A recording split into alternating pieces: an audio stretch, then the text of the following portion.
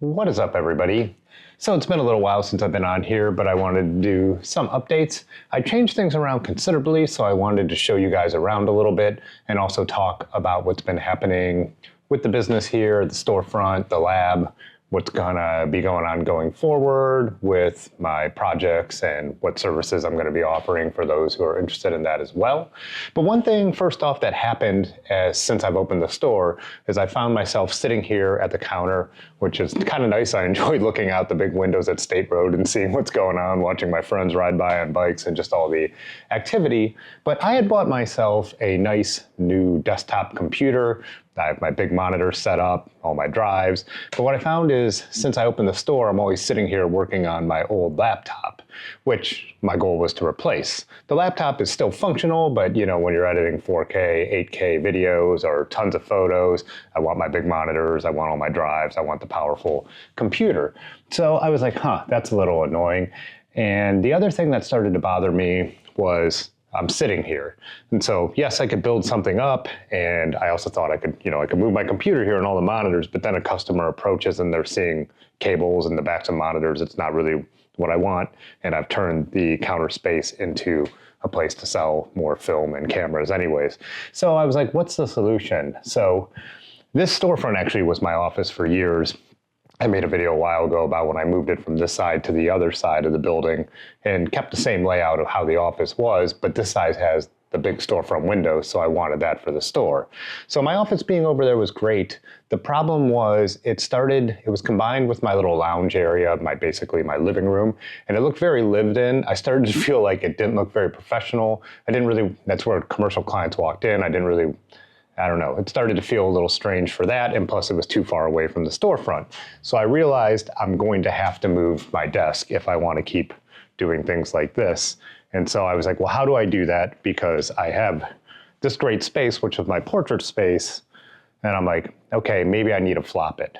So I did move the desk, and I love it here. It actually works out really well. I thought it'd feel kind of awkward just standing against this wall with this behind me, but it's the perfect thing because now I am standing here working at the desk. And if I hear anyone walk in or if I just want to check, it's just a couple steps over there and I'm right behind the counter. So that is the first thing. This was the impetus for everything that's gone on here. But it also benefited in a bunch of other ways. So I think what we're gonna do is we're actually gonna start on the other side, and I'll show you why this has benefited the commercial business too, as well as the storefront and everything else, as I've kind of separated the two sides of the business. So this is the door, that's the storefront, 1670 State Road. And this is the address I've always used, 1668.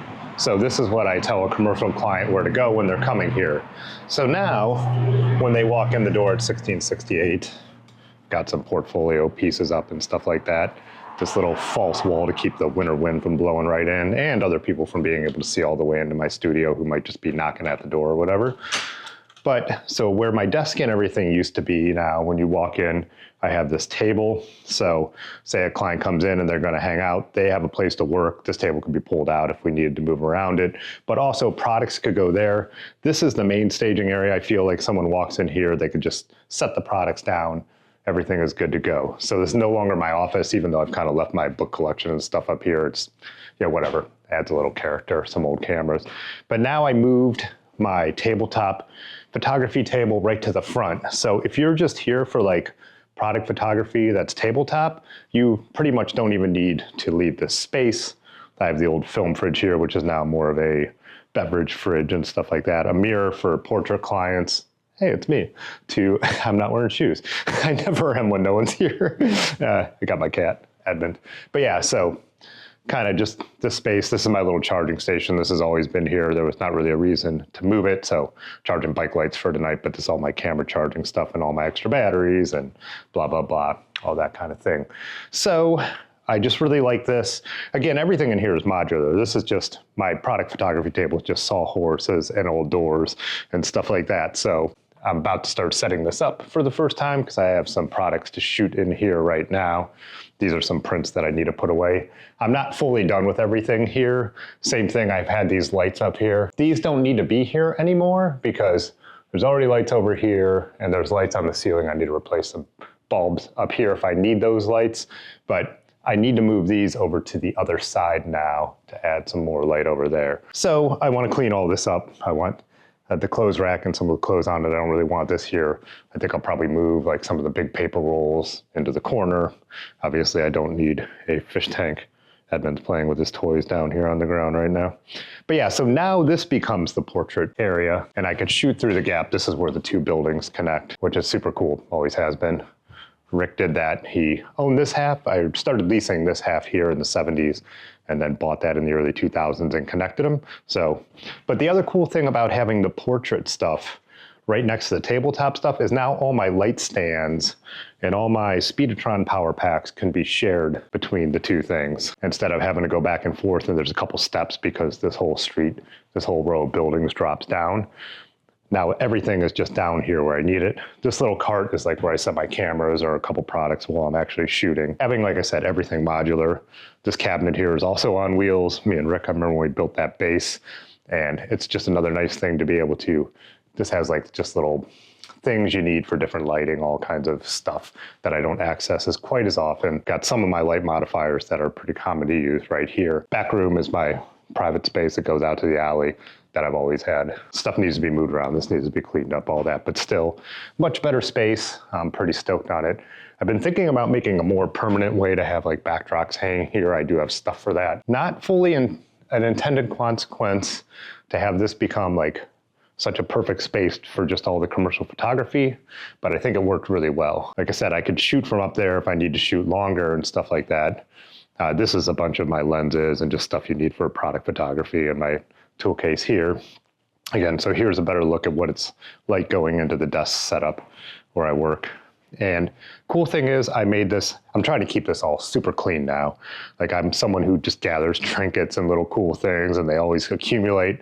So I just got these new speakers and I want to do some cable management down here so everything is just always clean.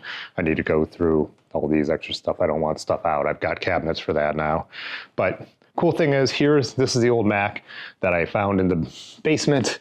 I think it's an old G6. Cool thing is all this was in the basement. It still works. The reason I use it is because I need the old, what is it, Firewire to run the old Nikon scanner, which is usually running now all the time. My cabinets, just all my paperwork and stuff I need, paper that needs to be filed away, the flatbed scanner, and now I have the light table, the big light table that I have here set up. So this is so cool to be able to go through, cut negatives, and do all that stuff, clean negatives, the things I need to do to get ready to scan some of my cameras here. So now I have like this huge just desk area, which is so great. The back wall, I put up some of the stuff from the gallery. The thing that I think is the one negative so far of doing this is I had this, since I opened, set up as a gallery, just an open space, and I had art on all the walls and stuff like that. And we did that RA4 reversal party, which that's gonna be a video I will have coming out next. I'm working on it. I've just been busy with this and the commercial business and the YouTube channel and my bike YouTube channel, all that. But it was really nice because, you know, people flowed from the area where they were kind of hanging out there and I had food up there back into here for the portrait party or when it was the gallery. That I've kind of ruined that space. But the cool thing is I still have kept everything so it's modular. Like this card is just kind of some extra space for when I'm doing film stuff. I can roll it over where I need it. And so this is what has become my lounge. So there's Edmund's cat tree with his toys hanging off it right now to clean up when people are here. But you know, he's got his station. And this is great for a cat because now he could look out that back screen door that I actually have to get fresh air in here. If I'm sitting in the lounge, he could see me. If I'm sitting at the computer, he's watching, and then he could also keep his eye on the front door. Perfect for a cat. But yeah, now my lounge, I feel like looks much more like just a lounge. And this is where, you know, I eat in the evenings. I'm watching YouTube. Like, yeah, this is my chill spot. But so basically though, that wall there, which was like the gallery wall, and on the back has a bunch of my equipment. I just have it blocked with these scrims right now and stuff. But perfect place to lean them. If I am doing a big event, it's not an issue to swing that wall around. When I had this set up as the gallery, I had it blocking the arch here. So you could only see in, I just was able to keep that completely separate, which wouldn't be as necessary anymore. It just doesn't feel like it. But so that can move, the couch can be pushed against the wall. Everything here, like I said, is super modular, or you know, the space that I'm using for portraits, I don't think it's that hard to flow through the storefront into this area if I wanted to clear this out. With it being summer and me being busy, I don't think I'm going to have time to have events till fall, so cross that bridge when we come to it. But yeah, this ended up turning out like more cozy than I expected, and still, like I said, looking way more professional. Back here is what it's always been, is my storage for my lighting gear. I don't have lights on right now, but so this needs to be cleaned up because I had jammed everything back here when I was using the other space as a gallery. So all the lights and the Speedotron boxes and everything, the mannequins you could still see were all jammed in the back here. So this is something that now I need to go through. It's just the out of sight, out of mind thing. Long as I can kind of get to what I need, I don't do it. There's a little utility like closet back here that I have for like cleaning. There are lights in there, and there's a sink and stuff like that. And then this is the modern bathroom. So there's mirrors in here, toilet, sink, everything. I'm also going to use that to dry film coming up. This is a roll film that, unfortunately, a client's roll film did not get exposed. So yeah, really stoked on the way the space is working for me right now. So back here now, this is kind of like my little shipping station. I think I need to, now I'll move this little light table since I've got the big one. This is what I was using when I first opened the store.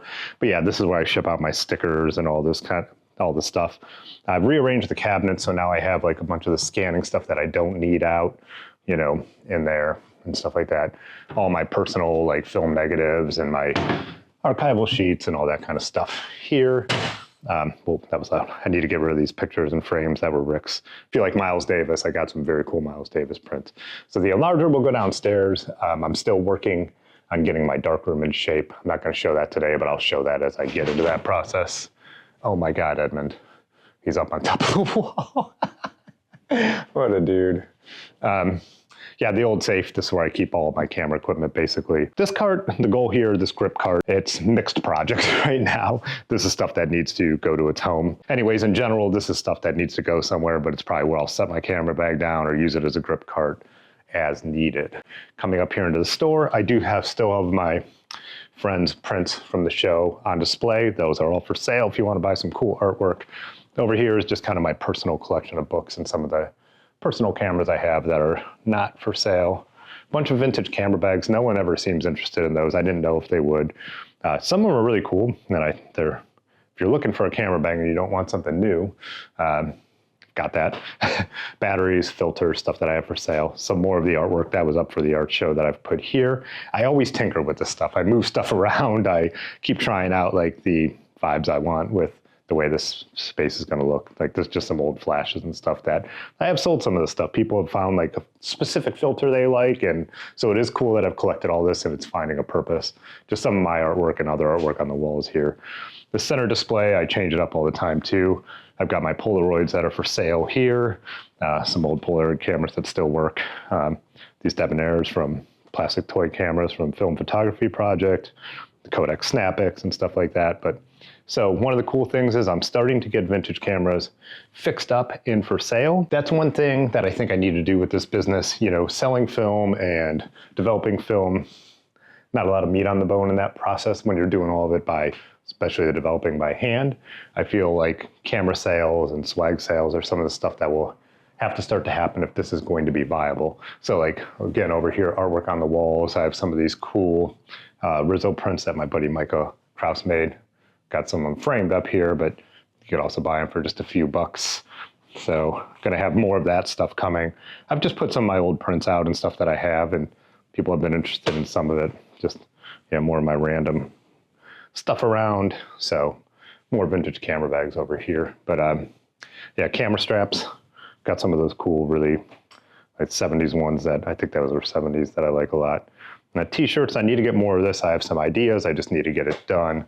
And then, yeah, so now with the business, I am really in the place I want to be when it comes to film. Some of this just came in yesterday, so I don't have it really organized yet, but I have pretty much all Ilford and Kodak films. These are some cameras, new cameras I'm selling. Some of the more consumer films I have out here on the counter, which when it comes to color, I've sold way more of the consumer films. No one has really bought much of the professional films, interestingly, so far. But I only have a small sample slice, but yeah. All the Kodak stuff, some of the interesting stuff, some of the budget black and white, Lomo stuff, and then obviously in the film fridge there's always a huge glare on this, but where almost all the pro films are, some expired films that I've had in the fridge the whole time, and then some of these super unique films on the bottom, like the Revlog and Color, Double Bubble, FPP, Psychedelic Blues, so yeah, pretty much everything you could want with that. So as mentioned, one of the big things going forward is getting more of the cameras. Cameras that I have duplicates of or that are not sentimental, I'm getting fixed. I have one of my Nikon A35 AFs getting fixed right now. That is my personal one, which I realized how much I missed that camera. I love this as a point and shoot. This lens is absolutely beautiful. I think it's a 35 2.8. And I always liked that this camera had pretty good autofocus indicators. It's old school autofocus, but it actually has an indicator so you could tell where the lens is focusing, unlike some cheap point and shoots I've been using. So I didn't realize these have gone pretty far up in value. I've seen them for like $300 and stuff now. When this one broke, but I only paid 20 bucks for it, I simply found another one at a flea market and used that one instead. Now they've hit the point where they're actually, well, one, I'm just getting it fixed because I miss it and I want to use it, but I think once I see what that one costs, I'm going to get this one fixed and sell it. But yeah, I had a Canon AE1 that had been sitting on the shelf like for 15 years. And same thing with that. I bought it. It looks super clean, but it never turned on. I have that one getting fixed now because those go for $300 and $400, but I don't need to get that out of it because I didn't pay that much. So whatever it cost me to get it fixed, I'll put a little markup and have it on there. So I'm excited to start to get some of this stuff for sale too. People ask about it all the time. And then like I showed on the counter, the toy and plastic cameras and other interesting things. One thing that will be happening this summer is I've decided not to be open on Mondays anymore. This way, if you bring me your film, I have a day to develop and scan. So no matter what, at the scale I'm at right now, you would never have to wait more than a week to get your film back. One of my, and I'll still develop throughout the week when I have time with black and white, so it may even be faster. I did decide to order some temperature regulators for water and chemicals and C41 chemistry to develop some color on my own. I had been taking all the color to the lab, but my problem is if I get there right after they had developed someone's film or done a run, I don't know how long it's going to be before it comes back. So I'm not saying I won't take anything there anymore, but I think in general I'm going to try and do the C41 myself. I bought a real kit. I didn't buy one of the press kits where the chemicals are combined. I bought a 4-bath kit and all the right stuff. So it'll still be professional level, but it'll be by hand. So yeah, we're gonna hopefully start to see how that goes on Monday. I do have film to pick up from the lab this week that people have been waiting on for a long time. So, and I'm not blaming the lab for that. That's the way business is done now. With the big machines, people wait till they have enough to do runs, and that makes sense. It's just a little frustrating for just the way, I'm just used, like I've said in other videos, I'm used to when my lab was running C41 twice a week and I knew what day to bring it in. I just got used to the way things used to be back in the day. I know they've changed. If you mail off your film to Memphis Film Lab or to the darkroom in California, you're used to waiting. It's not a quick turnaround, but at the scale I'm at, I think that's one thing for now that I can offer. I am realizing that, so summer I'm gonna be traveling a decent bit. That's going to affect the hours here. I always post my hours on Sunday, but I do think that people are used to looking at the internet. They understand what I'm doing. It's easy to communicate between Instagram, the Google business page and Google Maps and my website. So I don't think there's really been many issues with that. People not understanding that I'm only open at certain times. Travel over the summer will complicate that. And that's why I haven't chose to over promote this place yet, because I know I need to get through summer when I'm going to do the stuff I want to be doing, riding my bike, traveling, and then come late summer and fall and next winter is when I could see if there's really something here. One of the things I do think is going to happen, and it's a problem with a ton of small businesses, is that the gap between when you need an employee and when you can afford an employee is very wide. So like I'm talking about like speeding up turnaround times and having more hours, after the summer. But I do feel like I would have a problem of being, if it does take off, a victim of my own success there for a while. So I would get too busy to be able to offer the fast turnaround times or something like that. So you would need a hand. So I'm not sure what the solution is. I've talked in other videos, if anyone wants to be a partner in this and like me, lose money through the sweat equity in the hopes that it becomes profitable down the road, Still entertaining offers on that. You know, there's obviously the idea of interns or maybe people doing, what would you call it, like more like piecework, like, you know, or something kind of part-time work. There's a day where like maybe Monday when I'm developing, there's someone here who's also working on that. You know, I have so many things. Like I said, I have these videos I want to get edited, but you know, my commercial work comes first because that really pays the bills. And that is what I like about this place. Usually I could be editing while I'm open because I'm just not that busy yet. But again, if I get busy, and this, not busy, but moderately busy, and this place starts doing okay, then it takes away the idea that this was time that I could also edit. So I don't know. All this stuff to figure out. I've been rambling on too long. Like I said, I'm going to get that RA4 portrait party video together because that was a really, really cool event.